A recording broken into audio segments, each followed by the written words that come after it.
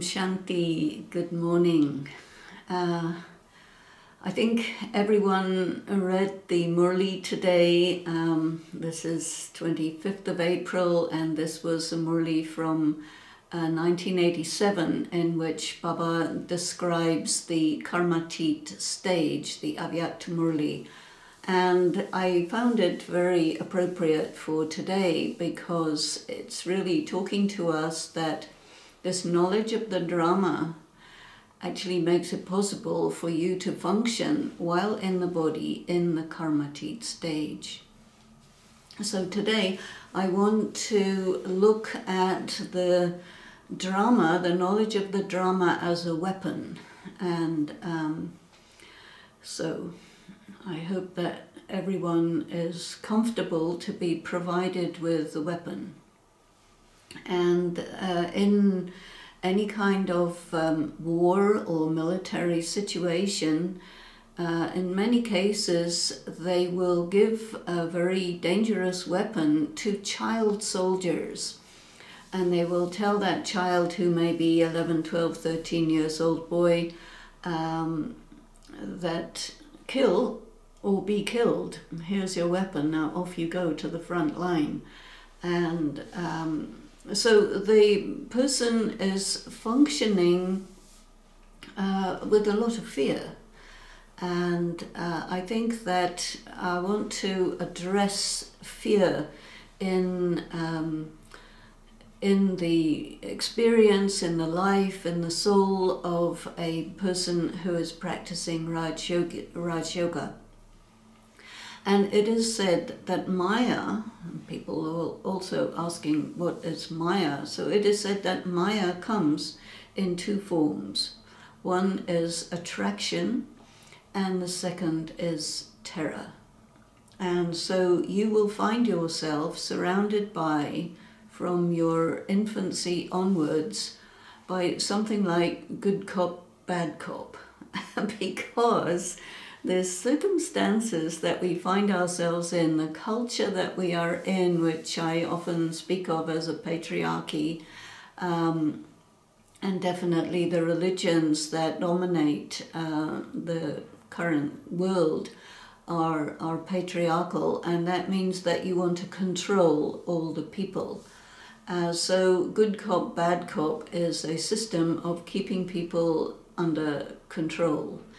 And this is based on the assumption that people are fundamentally bad and that they are going to be made good.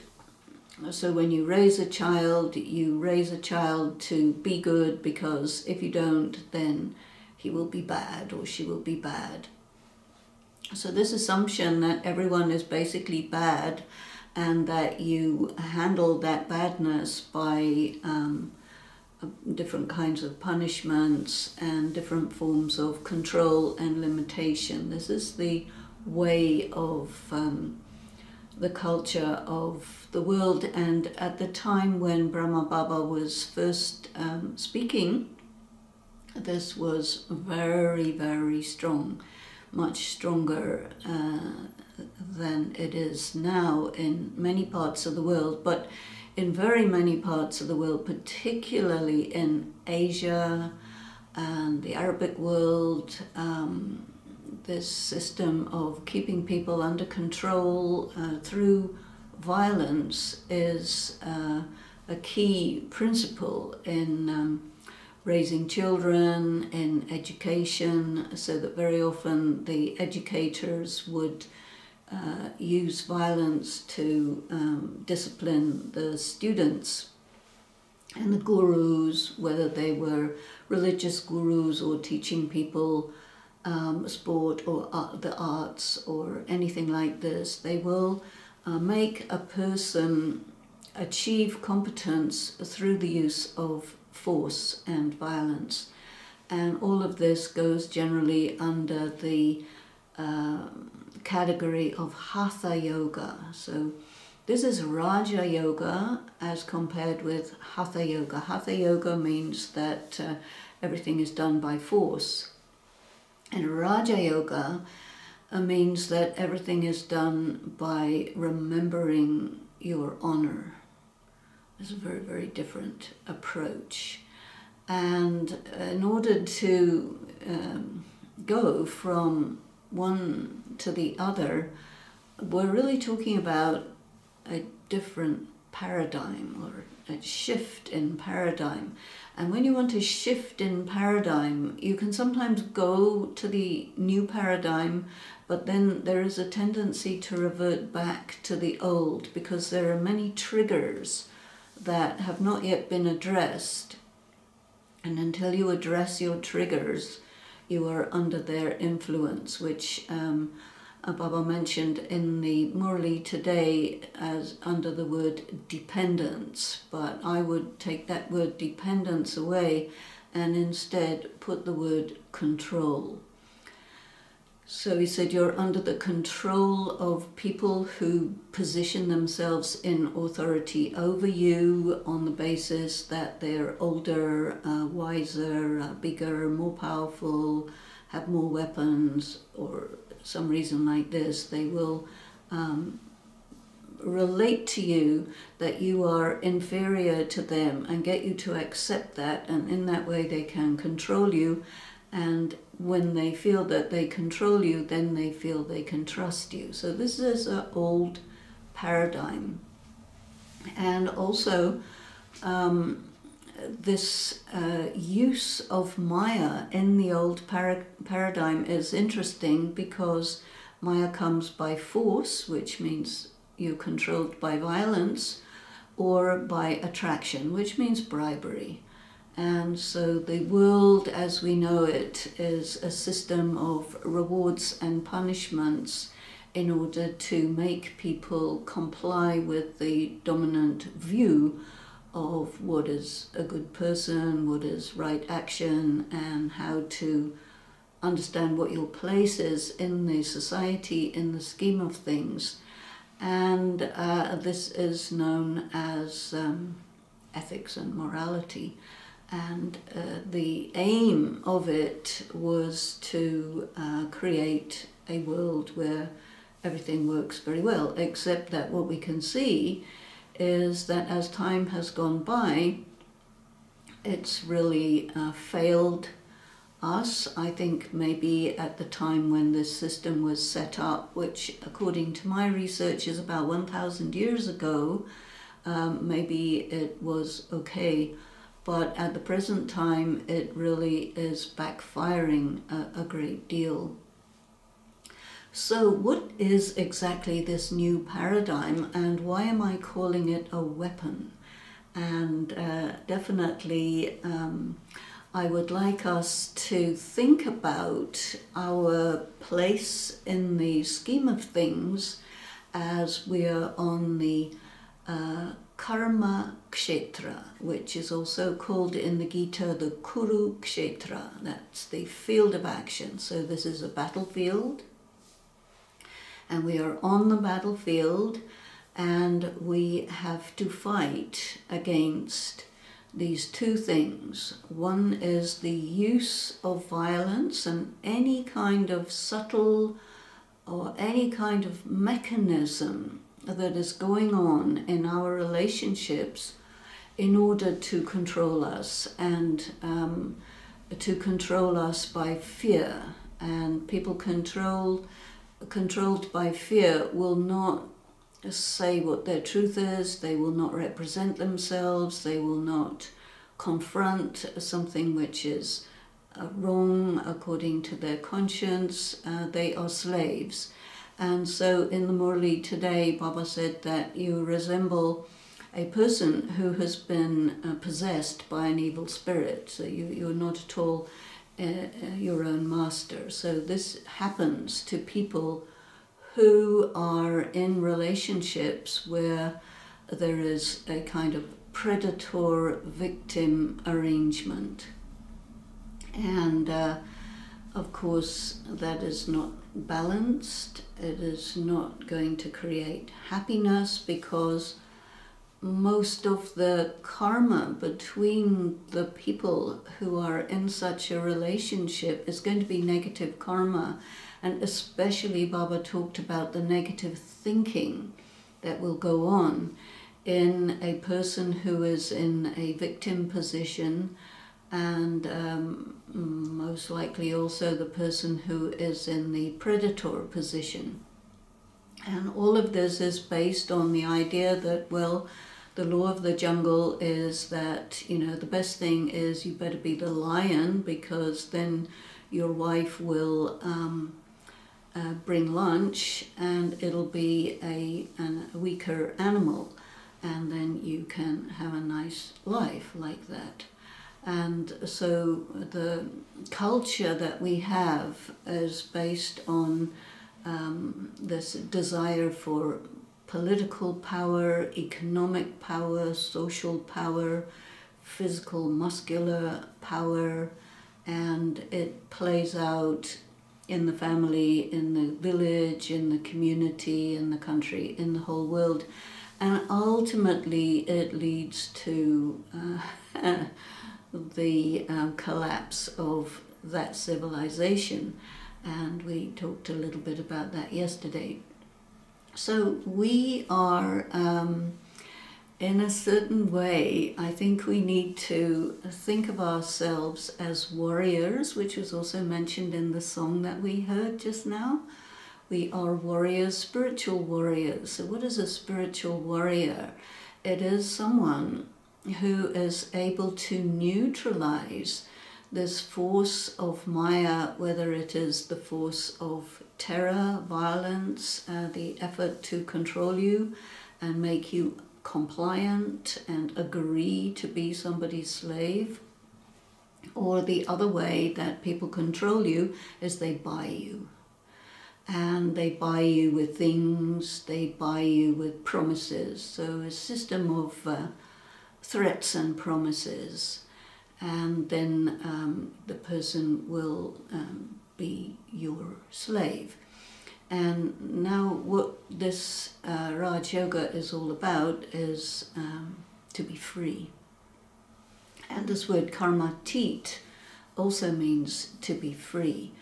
And just going back to the soul world as a pure soul where nothing at all happens is not really the highest possible achievement. But the really high achievement is to be able to understand the mechanisms that are going on so clearly that you can use your power of choice to respect your personal honor and to choose not to come under the influence either of bribery or of violence.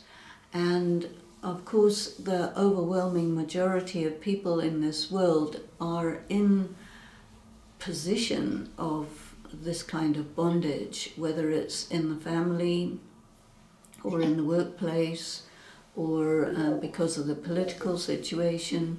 The cycle is a weapon, and it is called Swadharshan Chakra. And very often you hear about it being spoken of as spinning the cycle. And you could say spinning, or you could say rotating. You could say when something is spinning very fast, it creates stability. So I mentioned yesterday that the drama is an instrument, and it is an instrument that does something when you spin it. So let's look at what happens when you spin your own self. If you can imagine yourself, what we know is gold, silver, copper, iron, and then diamond. So we have these 5 colors.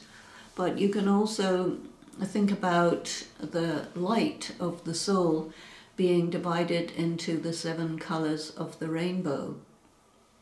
And what we know about optics is that if you have a spinning top and you paint that spinning top in the colors of the rainbow, even if it's quite dark, and you spin it, the color you will see is white. And this has very great symbolic value, because when you do not spin the cycle, then you identify yourself with your current condition. And what Baba tells us is your current condition is a consequence of losing all your power and losing all your credit and losing all your purity. So that is not really your identity. So he talks to us about your original stage, your eternal stage, and your final stage. So Baba has told us there are these sets of threes. So your original stage, your eternal stage, and your final stage. So here we are in the confluence age, and the knowledge of the drama tells us that when you arrived on the earth, it doesn't matter when that was, whether it was at the beginning of the golden age or any other time, but as soon as any soul arrives on the planet, they are in their purest, highest state, and that's called your original stage. And then from there, you play out your part in the context of time, and it goes through the process for each and every soul of any particular duration. 25% gold, 25% silver, 25% copper, and 25% iron. And then you have your period in the confluence age in which to return to your original stage, which is called your final stage. And so you pass out of the spiritual university at the time of the end of time, at the time of the end of civilization. So you return back to the original stage. So your final stage and your original stage are identical, but your original stage is the name for it at the beginning, and your final stage is the name for it at the end, where you have returned to your beginning point. And then your eternal stage is also the same, but it's when you are in a state of potential energy and you are in the soul world inactive. So all these three stages are identical, but one of them is inactive.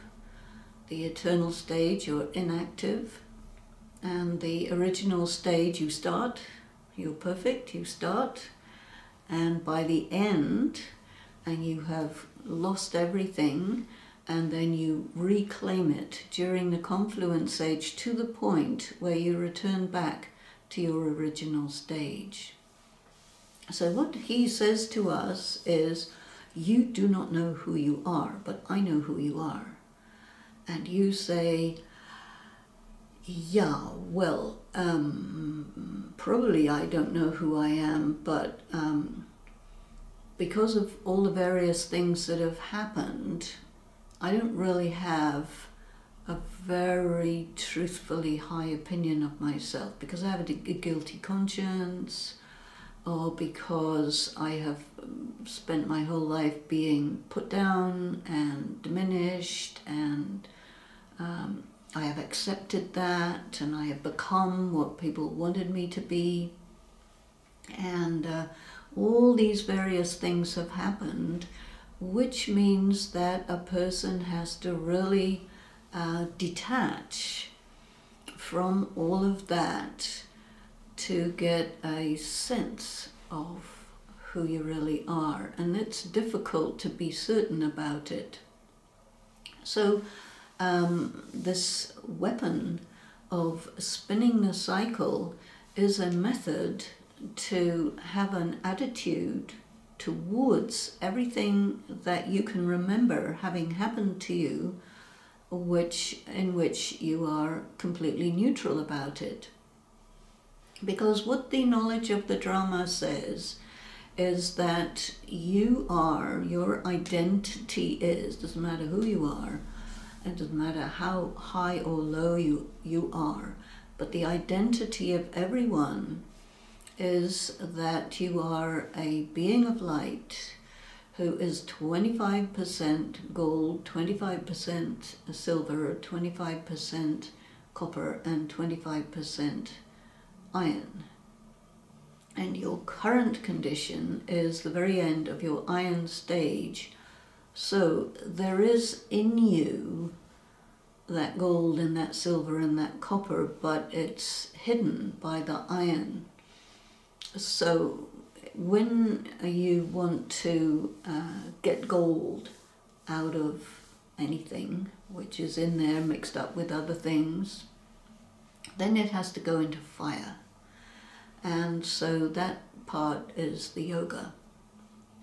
We have to put ourselves into the fire of yoga. But there's another fire which we must also deal with, and that is the fire of the settlement of karmic accounts. It's a fire of different varieties of suffering. And then you become free from the bondages of negative karma, and you become free from, especially, there are certain things which put you back into bondage even if you come out. And so Baba has said that people are recidivists. So a recidivist is a person who does a crime, goes to prison, serves their sentence, comes out, can't handle the world, does another crime, goes back into prison, serves their sentence, comes out, does another crime, goes back to prison. So that's a recidivist. And this is something that is very much what happens to a person who is studying and practicing Raj Yoga, because your sanskar to put yourself in a position of debt, which you have to resolve through some or another form of suffering, puts you back to square one. And then you have to kind of start again and pay your dues and come out of the jail. And so what he says is, you know, the way to get a person to come out of that is not to punish them. So people who are in this culture, which is quite punitive and disciplinarian, authoritarian, with a view to getting people to be okay, actually it's counterproductive and it backfires. But because of the nature of the crimes and the setup of the society, this is how it is. But now we have a different paradigm. And that is that, first of all, you need to put yourself in the position that only God is my judge. And even though there's hundreds of people around you who will be judging you in all sorts of ways, but a very important point is don't listen to them, because they are judging you in order to bring you under their control, or make you feel bad about yourself, or diminish you, or put you up when you shouldn't be put up, whatever. But they do not have the eyes to see who you are. So one very important practice is make a commitment to yourself that regardless of however many people judge you, for you, your judge is God and God alone and nobody else. So that your relationship concerning your sense of self and your sense of identity is between you and God. And this sets you apart from other people, and they will give you a hard time for that, but you just use your spiritual power to tolerate that. because in this way you become free, because they cannot control you by violence or by bribery or by these kinds of maya of attraction and terror. So this is not so easy, but it's very important. If you're going to be a warrior, then you need to be fearless. And fearless doesn't mean that nothing will make you afraid. Many things will come along to try to make you afraid, but you will counter them, you will overcome them with your courage. So fear has to be responded to by courage and not by cowardice. So if the soul is not fully in your independent state, then you will comply with the threats and promises that are around you. And this is what I mean by the culture of infantilization. Somebody asked about what do I mean by that. You let people treat you as a child, and don't do that, because you're not. And if you carry on as a child, then you become just everybody's slave. And the other thing is that you flip-flop between making other people afraid or getting afraid yourself. And you don't want to make other people afraid, and you don't want to come under the influence of people's threats. So you need to be just either self, and God is my only judge, nobody else. And people will find your weak spot, your susceptibility, your desire for approval, your need for approval, and then they will immediately disapprove of you, and in that way they control you. So this is the old paradigm game, which is of no interest really once you have got your third eye, and once you have understood that you stand in between God and death, and you're not afraid of God, who is truth, and you're not afraid of death, because it's an illusion. You're an eternal, immortal soul.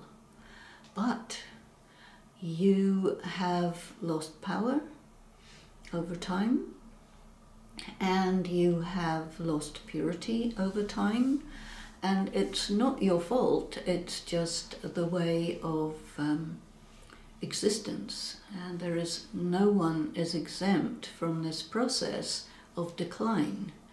And people may deny it, the culture may deny it, whatever, but it doesn't make any difference.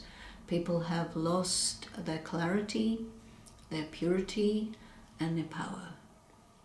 And because of that, the world is in the current state.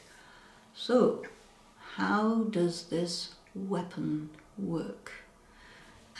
Which is called the Swadharshan Chakra.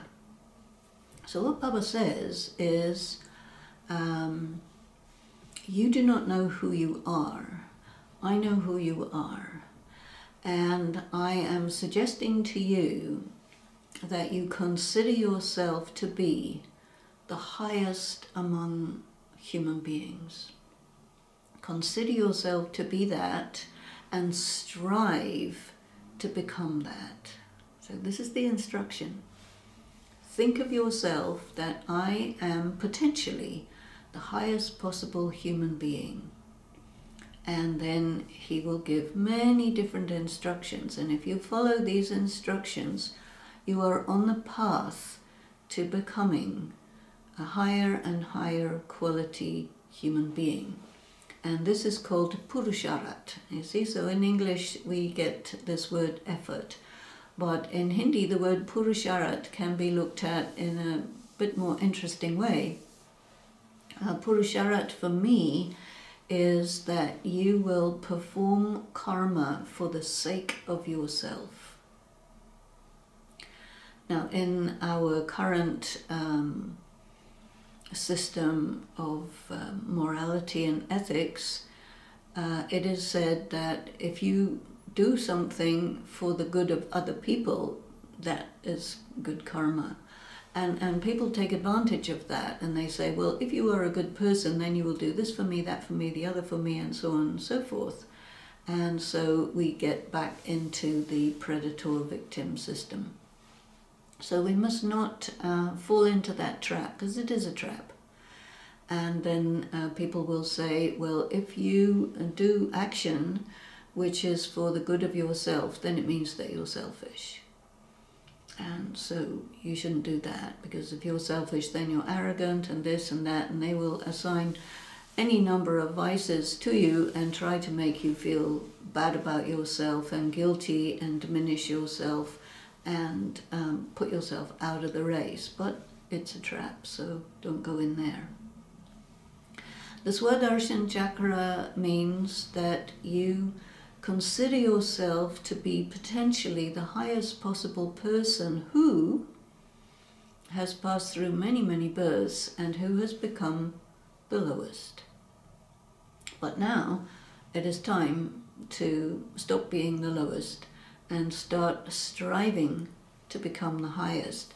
So this word striving is a good translation for tapasya. Tapasya usually is translated as intense meditation, but I think it's better to say striving, because there's many, many things involved in striving to be the very, very best that you can be, according to the instructions of Shiv Baba, not the instructions of the authorities of the world, because they will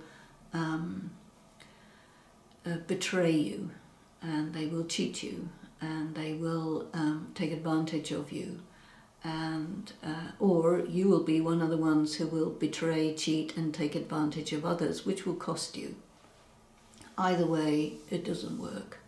So, just the Swadharshan Chakra is a kind of expansion of the dot that you are. And when you spin the cycle, you create stability, and the stability that you're looking for is stability in the mind. And so this image of the rotating cycle is to be found in the image of Vishnu. So the image of Vishnu is very important in this totality of the work that we're doing here. And I'm mentioning Vishnu because the cycle, the drama, is contained in his upper right hand index finger. So the upper right hand index finger refers to the intellect. When you are fully in your power, fully enlightened, fully in your own authority, not under anybody else's control. And so you hold your finger of the intellect and you spin the cycle of the self in your mind. And what that means is that your feelings about yourself are the same, whether you are in your golden, your silver, your copper, or your iron state. And that means that you are using this weapon to come out of the effect of decline in terms of your mentality. So the paradigm that people are used to is the paradigm of guilt. And if a person can be made to feel guilty, they are weakened and diminished, and they can be controlled and exploited, basically. So what you want to be is in your power. But if you come into your power just by being arrogant and violent and putting everybody else down, that's no better, because it will cost you, because you're doing it out of the consciousness of the current paradigm, because it's a flip-flop between predators and victims. So you say, okay, I don't want to be a victim, so let me be a predator. That doesn't work, because we're not doing the law of the jungle, as it were. But coming into your power means that you will be very aware of the impact of your actions on other people. So sometimes you will have to do something which is quite strong, and someone will say, oh, you are violating me, or upsetting me, you're being unkind, or something like this. But this is also another of those traps, because your mentality of being in your power is really a call to action to the other person, saying, come into your power, because we need to deal in the currency of a person who is in their power. So when you're in your power, you do not need to be dependent on people, places and things in order for you to be okay. So the first step is only God is my judge. The second step is God has told me who I am, and therefore I am that. Now that's a big step. What does God say? God says to everyone, you are a pure, peaceful, powerful, loveful, blissful being of light. You are my son, and you have a right to inherit the kingdom of heaven. So now claim that right. This is your identity. These are your rights. Now go ahead and do it. So this is our sense of identity. But you're doing this process of claiming your rights in a context where you have lots and lots of karmic accounts which will come up for settlement. And this word karmatit, which came up in the Murli today, becomes very important here when it's a matter of settling karma, because you could settle karma by physical illness or physical pain. And there could also be emotional pain, social pain, financial pain, all sorts of different kinds of pain and suffering we encounter suddenly and unexpectedly, or it comes slowly and inexorably, but it comes. And our test is to be in that consciousness that I am this pure, powerful, peaceful, loveful, blissful being of light, and I have the right to, claim this kingdom and to be fully independent, but I have to get through this pain. And so he tells us how.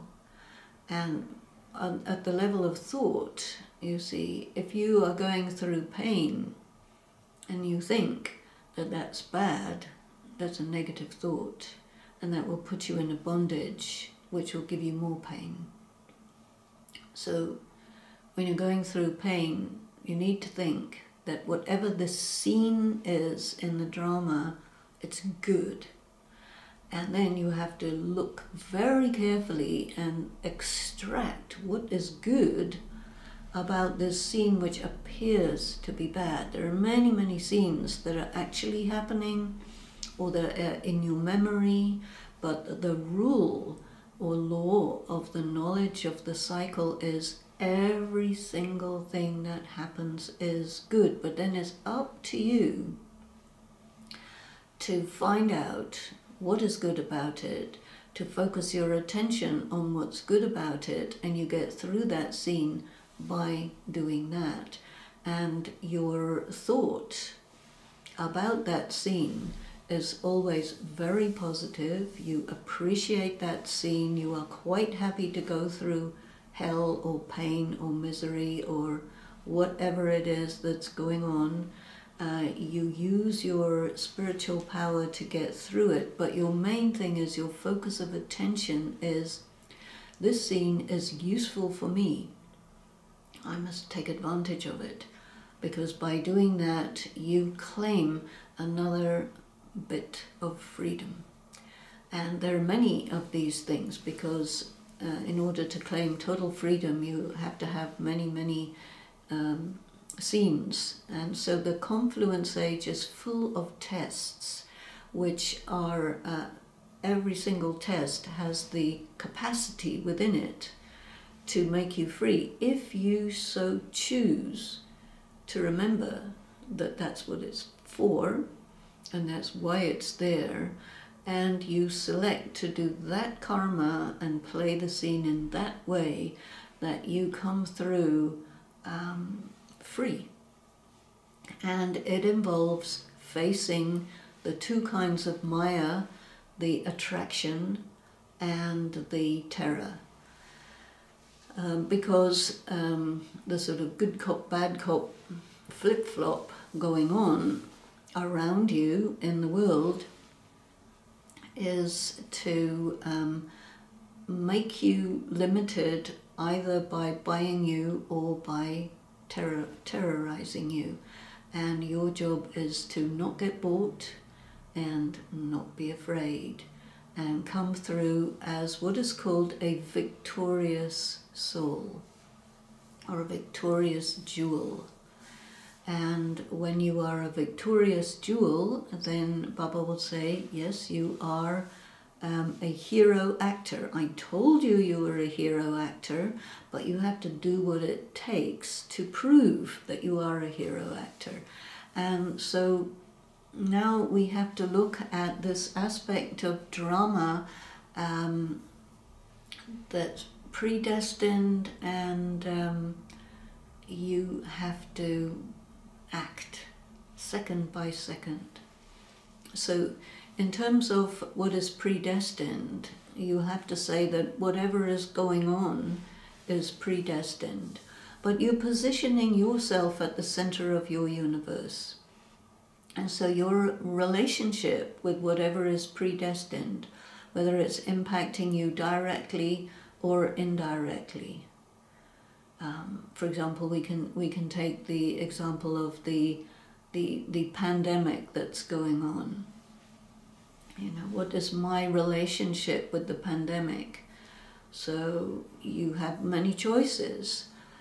It's fixed that there will be a pandemic, but it's not fixed how you are going to think about it day by day. So, okay, you can go against all the rules and regulations. There are many people who do that, and then they get COVID, and then they either die or get better or whatever. So that's their relationship. Or you can be afraid and try and make everybody else afraid, so that's your relationship. Or you can say, okay, now how can I use this situation to my advantage? And my advantage doesn't mean that I get more people, places and things under my control. No. My advantage is that I become closer to God, closer to my karma teach stage, better yoga, cultivate my powers and virtues and all this, and then I will be using it to my advantage, because most of us have absolutely no control over the pandemic. We don't. And we are impacted by it to a greater or lesser extent, and all of that depends on our karma. So this is just an example. But second by second, whatever is coming in front of us, we have the 1 second in which to decide what is the best thing to do, what is needed at this moment. Do I need to be detached? Do I need to be in my power? Do I need to be forthright? Do I need to be diplomatic. What is needed in this particular situation? So you have 1 second to decide what to do, and if you don't, then your old sanskaras will take over and you will do according to your same old usual thing, and that will put you back into karmic bondage. So the key is to really try to keep that sense of the cycle spinning, so that you're always reminding yourself that I have rights, I am only God is my judge. Let me move forward following these these instructions, these suggestions that he's giving, and take the tests and pass with flying colors. So I'm going to stop there because it's been about an hour, and let me revert back to Rose, and we'll continue with different things that have come up. So thank you very much. Shanti, and let's just have a brief moment of silence to just think about that positioning.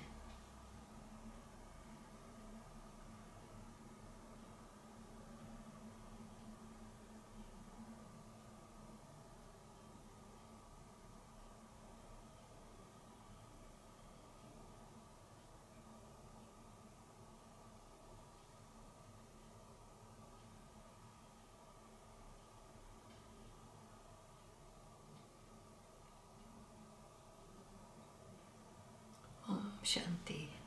Sister Rose. So, Sister Denise, so now the spinning of the cycle is really to go into my power.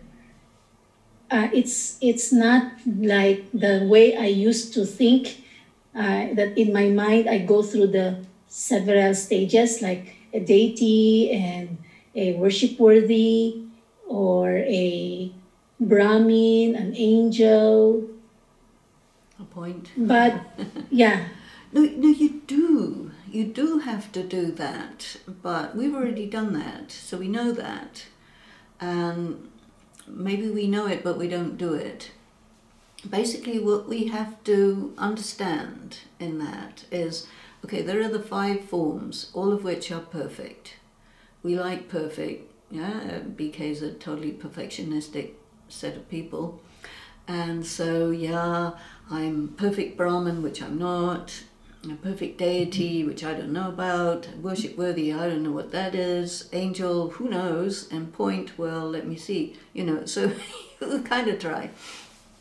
But you have to pursue it. You have to really say, okay, if he says do this, then we should, because it's essential. It's not just, would you like an ice cream, you know, no. Because without that, you cannot identify with your original condition. You're identified with your fallen state, and you think that that's, you know, the reality of me, and I have to try and become something that I'm not. No, he's saying, go to what you are, what you really are, and then understand that you fell away from that, but stop worrying about that and get back to who you really are. Then the other cycle is much more unpleasant. So most people don't do it because they don't like unpleasantness, but we need a bit of unpleasantness. I am a deity, and I am a warrior, and I am a merchant, and I am a Shudra, and I am a Brahmin. I am all of these things. And it's very difficult for a person to say, I am the best of the best and the worst of the worst, and be really clear about it and accept it totally, because when you do that, there's no ego. When you have no ego, then you're real, then you're karmatit. But of course nobody wants to say, I am a Shudra, especially if you're a Hindu, you can't do that. And you can't say I'm a deity because, well, you're obviously not. So people are, okay, I'm a warrior, I'm a merchant. That's not the full cycle, you see. So the whole thing about it is to be completely equal and accept that I am at the same time the best of the best and the worst of the worst, and I contain the day and I contain the night, and that is what it is. This is a new paradigm. And the old paradigm is avoid the night and go for the day. You know, if it's a rainy day, that's called bad weather. If you're a farmer, that's good weather. You need some water on the fields. But, you know, this paradigm of right and wrong that we are wedded to is very harmful for personal development. And so all of the religions and cultures which promote that are actually made obsolete by this new paradigm. But for a new paradigm to become the general rule, that takes a while. So it's one by one, we have to adopt it and demonstrate it. And that is not easy because everything there is pulling us back to the old ways, and we don't do enough yoga, we don't understand yoga enough to be able to get enough power to keep one step ahead of all the things that are dragging us back. So that's why we talk about it.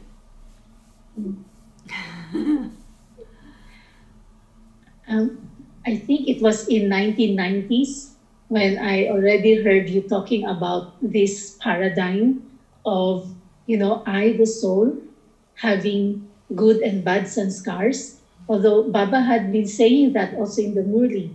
But somehow when you mentioned that in the class, it again resonated with me. Somehow it's like internally there is a click that said yes. And rather than this idea of I should not be bad, because I should just be good now.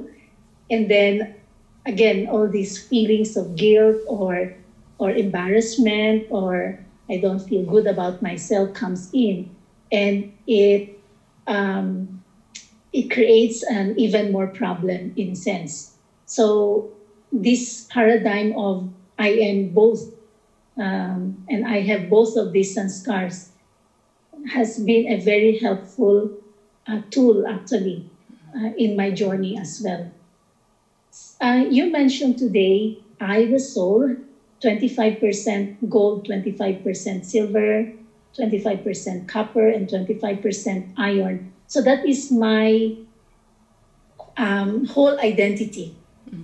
But in Golden Age, I am 100% gold. This is it. In the Golden Age, you're pure.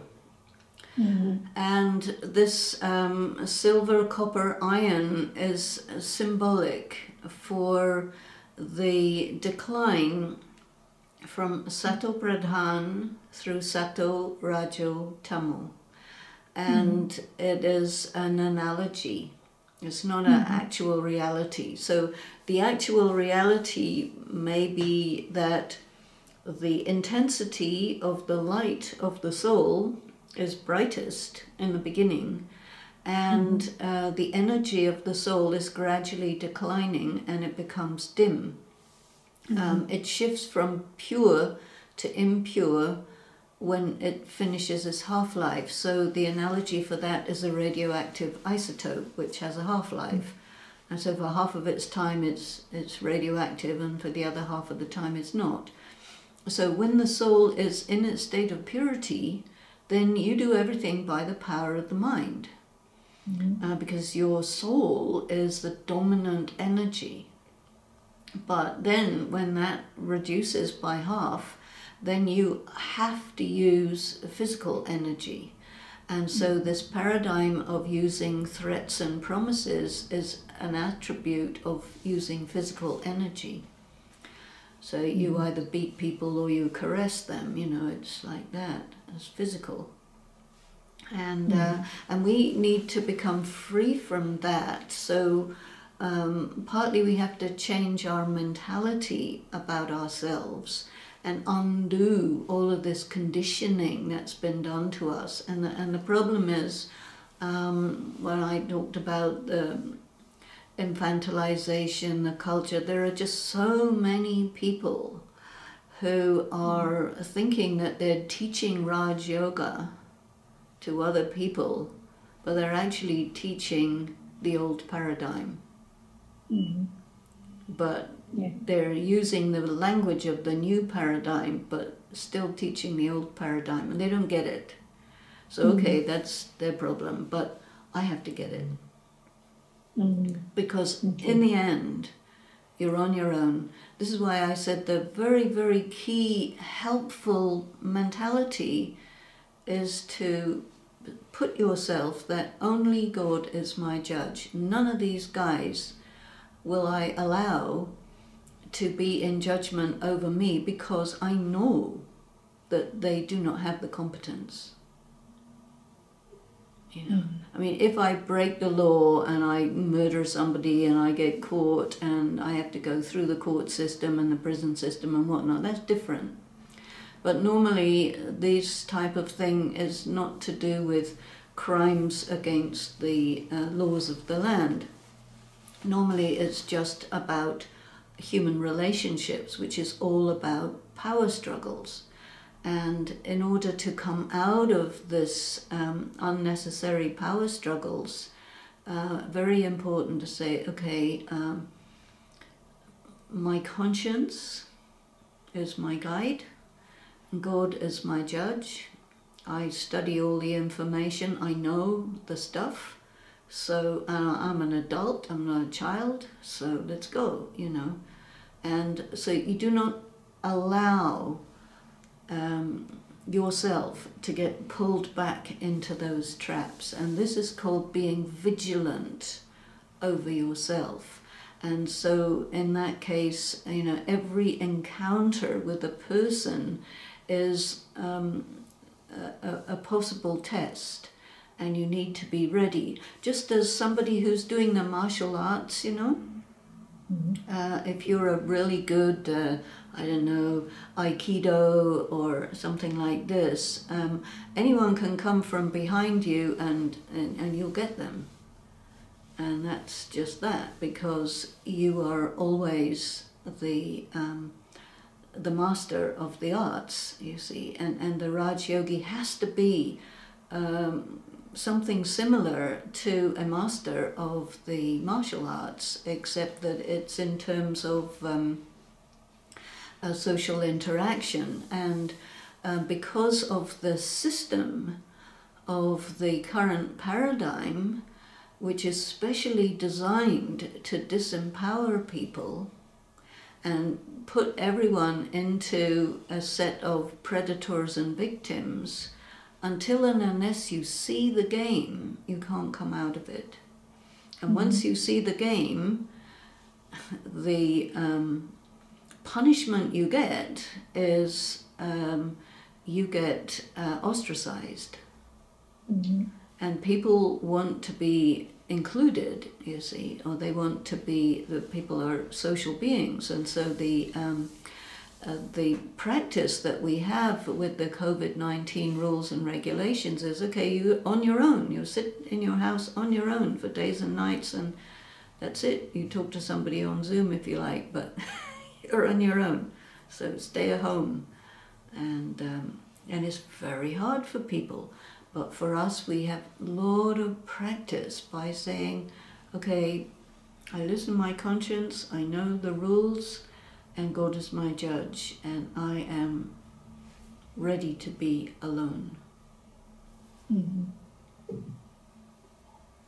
Wow.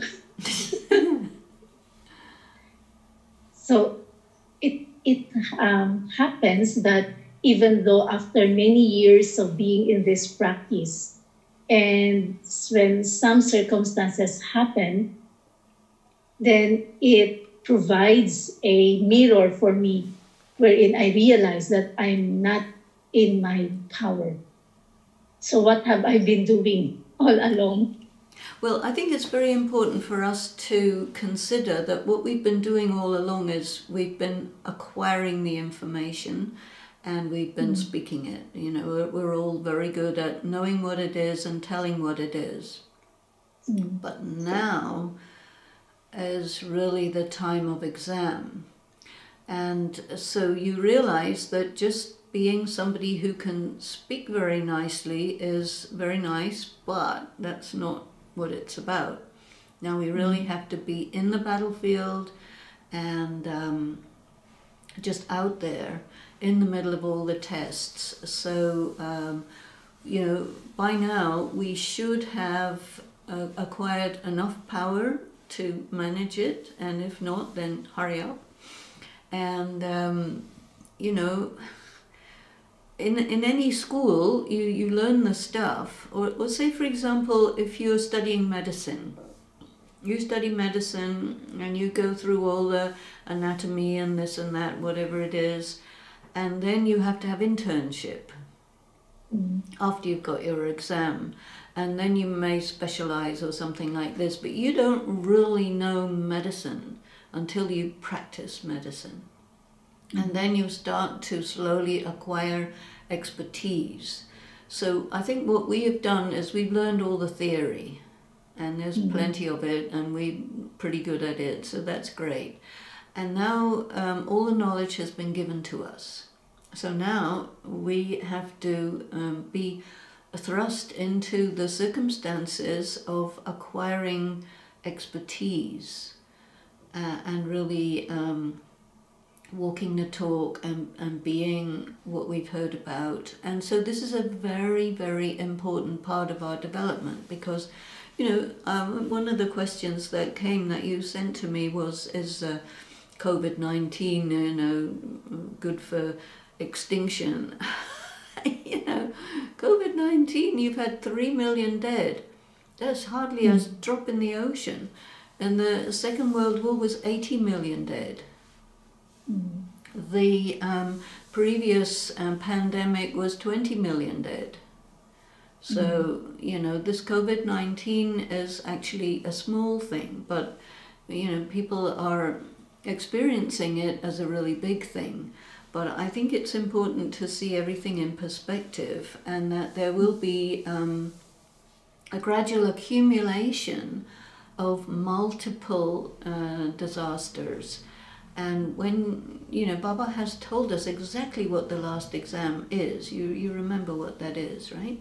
Or shall I remind everyone what the last exam is, just in case?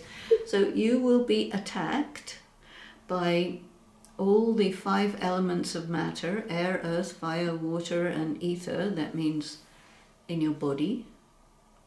And you will be attacked by all the 5 vices: greed, attachment, you know, anger, arrogance, whatever it is.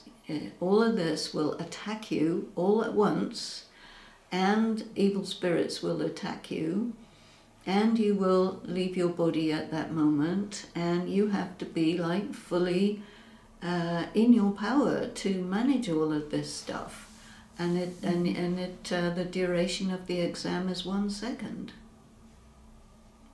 So until that time, I think we're now in a situation where we're really having to be in relationships, in health situations, in economic situations, political situations, which are really a trial. And we must get experienced in dealing with more and more difficult circumstances and more crazy-making relationships, because that is how we get good at this practice, and there's no substitute for experience, you know. So that's why you said keep going. Yeah, keep going. Keep going. Don't give up. Yeah. So, Sister Denise, let me read now some of the questions.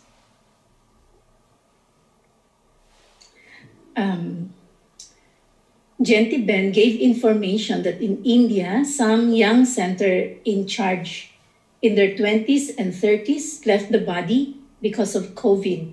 COVID is also running wild in India. Even in Shantivan, there was like 100 cases, or including Western Maharatis. These are the words. What to tell then to the many BKs who still claim that COVID is no big deal, and additionally that it is a conspiracy to reduce and enslave human population? How does that improve their yoga? Plus, they are going into waste thoughts.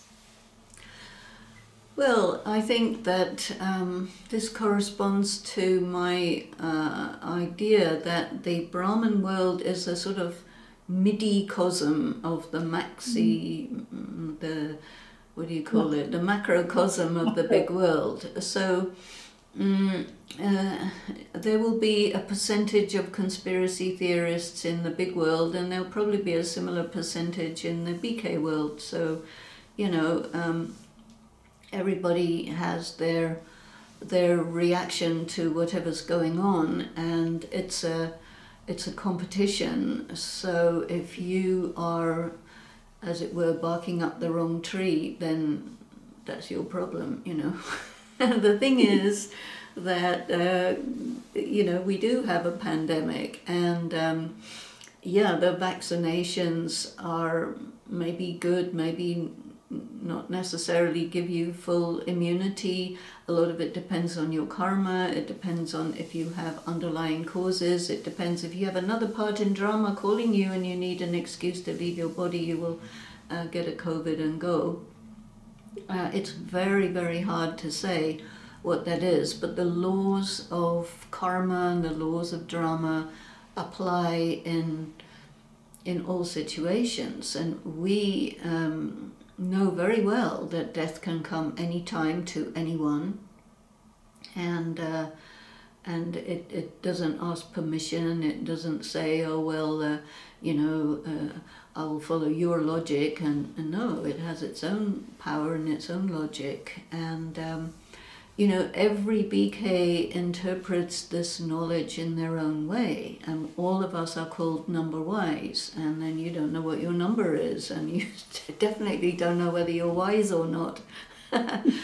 But you hope that you are getting some wisdom. And you know, I think it's important for those who are stable and balanced and have a good understanding of the knowledge to step up and move forward and give a good example. Thank you, Sydney. Here's one question. At the end of the meditation commentary on the 5 forms, it says, I continue to turn as the cycle also turns. This is my being, my existence, eternally with the One, eternally moving and eternally still. Can you explain this paradox? Well, you know, everybody also does their own meditation commentaries, but you know, if you want to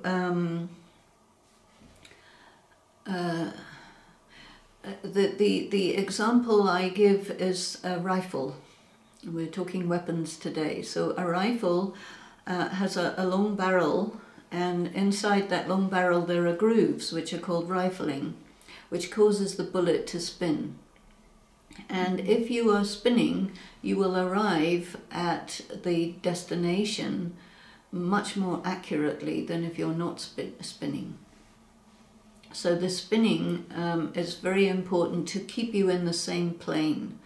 So you can say eternally moving and eternally still in that sense, that where you're going to the soul world is still, and your nature is to be spinning, and you are going now to a place of stillness by spinning, because it keeps you spinning is like a helicopter. It'll make you go against gravity. So the pull of matter and Maya is the pull of the body, and sense attraction.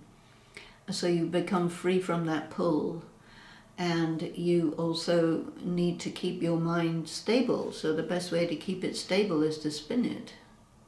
You know, it's like a drill. If you want to make a hole in the wall with a hammer and a chisel, you'll make a messy hole. But if you use a good drill, it's a nice small hole. So that's much better. So it's the wonder of spinning is very, very interesting. Galaxies spin, the Earth is spinning, everything is spinning. I presume the sun is spinning, the moon is moving slowly, so you never see the other side of it, but it's still, you know, we live in existence of rotating things, and I think these are all different little quarks and little pieces of energy, they may be also spinning. And if you look at this CERN thing for colliding the atoms together, there's also a circle. They're also sending things around in a spin. Indeed, the wonder of spinning. Now, there's a comment. Thank you, Sister Denise, for your sharing, which provides perspective and direction dealing with relationships and holistic yogi lifestyle. This is from Vanji. She said that she's been thinking about resonance with time and drama. What are the indicators that one resonates with drama? If things and experiences come easily, smoothly, in an uncomplicated way compared to pain, discomfort, opposition. In the Lokic world, the latter seems to be the measure of one's strength of character, hanging on and facing the difficulties. I think that in the Alokik world as well, like for example, yesterday we had a lot of technical opposition, and today the technical is very obedient, and so that's nice. And we just have to be equal in the face of both. And I think that, you know, the drama has a duty to try and destabilize us. And then every so often it will honor us by respecting our stability and being stable around us. So there is that kind of relationship. But to me, I think if you have a sense in advance of what's going to happen next, that's also a sign of being aligned with the drama. You know, there's many people with different kinds of psychic abilities, but to be able to flex with the drama, to be able to anticipate, you know, I think one important sign of a good yogi is you know exactly when you're going to die. And Dadi Prakashmani, one day she called us and said, okay, when is destruction? And then everybody gave a few numbers of years, and she said 5 years. And she left the body 5 years after that. Same with Brahma Baba, you know, it was on the picture of the ladder that within 10 years it'll be, you know, the end. And he left the body 9 years after that, you know. So he knew, she knew. Even Dadi Janki, she said, I don't want anyone at my funeral, you know, to have a big Dadi, head of the institution, and nobody at the funeral. You've got to have COVID. Without COVID, you can't have that. So she died at the same time as the lockdown started, and no one came to the funeral, and she had a very inexpensive funeral because they couldn't go and have elaborate flowers and everything. So if you get what you want, not out of like desire for sense gratification, but a desire which corresponds with who you are, and you get what you want, this is also a sign of being really lined in with the drama. And it's, you know, you have to kind of look at circumstances and see how they are lined. You wouldn't say Daddy caused COVID, no, you know, but it came together and fulfilled her pure desire, you know. Sister Denise, there's a question from Maggie. How do we really use the blessings that Baba gives us? Well, we have to remember them. How do we claim it? We have to remember them. I mean, I had the great good fortune to have many personal conversations with Baba, and you know, one of the things he told me is, okay, think of the biggest thing you can think of and it will be successful. So I thought, well, you know, that's kind of nice. And every so often I would come up with thinking of whatever I thought was the biggest thing I could think of at such and such a time, with that feeling that, let me go for it because it will be successful, because he said, you know. And there was another time when he said to me, I'm always with you. So I said, right, you know, you're always with me. So that means you're always with me. So you make it so, you know, like it says in Star Trek or something, make it so. You do that. And then the blessing is made into, you give it life and you make it a reality. Because he says something, and the word of God means it's true. So make it true. Don't wait for it to become true. That won't work. Okay. Okay, thank you, Sister Denise. And we have reached our time. Great. Okay, well, it's lovely. I hope everybody's questions got answered, even the ones from yesterday. And yeah, be in your power as the spiritual warrior and spin the cycle. And I have the feeling that we should probably continue with some of the elements of the knowledge of drama for our next meeting. What do you feel? Yeah, Sister Denise, I think it needs to, you know, like really to listen to it again and again, and then to spin it also inside. And for our next session in May, I think it will be on the 4th weekend. That's May 22 and 23, if you are okay with that. Let me just have a quick... Well, at the moment, it's totally free, so I will block it. Okay, so that's May 22nd and 23rd. Okay, very good.